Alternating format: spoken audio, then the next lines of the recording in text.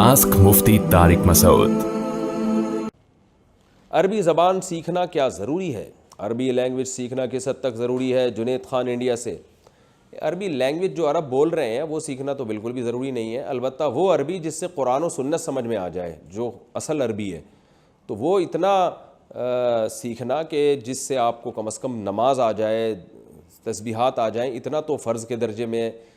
اور ایسا کہ وہ یعنی زبان بھی آ جائے آپ کو، وہ فرض نہیں ہے، لیکن بہتر ہے، اس کے فائدے بہت ہوتے ہیں۔ اگر آپ قرآن و سنت والی عربی سیکھیں گے تو قرآن آپ کو قرآن کی زبان میں سمجھ میں آئے گا، حدیث آپ کو نبی کی اپنی زبان میں سمجھ میں آئے گی، اس سے آپ کو زیادہ فائدہ ہوگا۔ تو اس لیے قرآن و سنت والی عربی جو مدارس میں پڑھائی جاتی ہے اس کو سیکھنے کی کوشش کرنی چاہیے۔ فرض نہیں ہے لیکن بہتر ہے، بہت زیادہ ثواب ہے۔ میرے بھی کورسز چل رہے ہیں، میرا جو چینل ہے مفتی طارق مسعود اسپیچز پہ، اس پہ جو میرا دوسرا چینل ہے تو اس پہ بھی میرے شارٹ کورسز تفسیر کے لیکچر چل رہے ہیں۔ اس میں بھی ہم نے 8 شروع میں لیکچر عربی گرامر پر ہی ہیں، وہ بھی آپ کو مدد اس سے بھی مل سکتی ہے عربی سیکھنے میں، اس سے آپ کو قرآنک عربی انشاءاللہ سمجھ میں آ جائے گی۔ اور بھی علماء کی اس بارے میں محنتیں ہیں، تو عربی زبان سیکھنے کی کوشش کرنی چاہیے کیونکہ اس سے آپ اسلام کے قریب ہو جائیں گے۔ مسجد کی ٹوپی میں نماز پڑھنا۔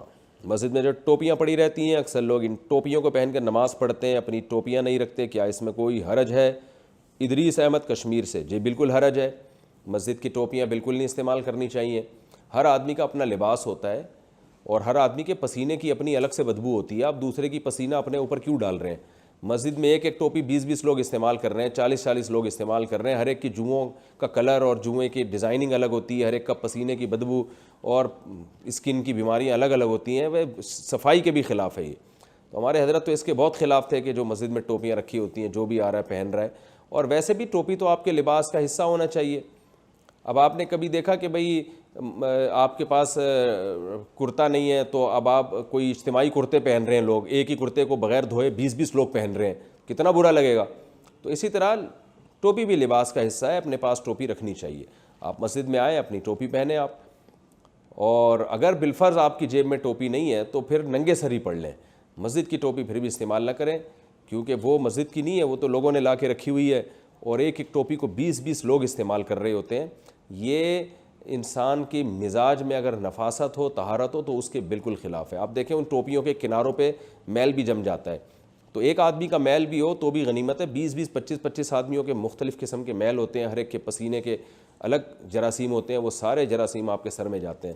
یہ بالکل اسلام کا جو مزاج ہے اس کے بالکل خلاف ہے۔ آپ صلی اللہ علیہ وسلم نے کچا پیاز کھا کے مسجد میں آنے سے منع کیا، تو اتنا اسلام طہارت اور نفاست کا حکم دیتا ہے، اسلام یہ کیسے برداشت کرے گا کہ ایک ہی لباس کو 20 لوگ بغیر دھوئے پہنتے چلے جائیں؟